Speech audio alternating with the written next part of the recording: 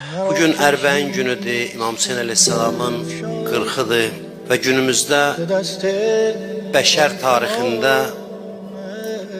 ən mühüm hadisələrdən biri baş verməkdədir. Bugün milyonlarla insan Nəcəfdən Kərbəlaya qədər kilometrlərlə yol qət edib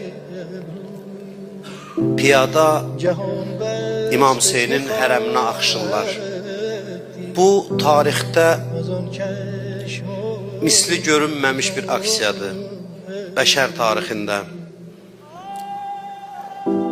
Deyərdim ki, insanlıq tarixinin ən əzəmətli toplantısıdır.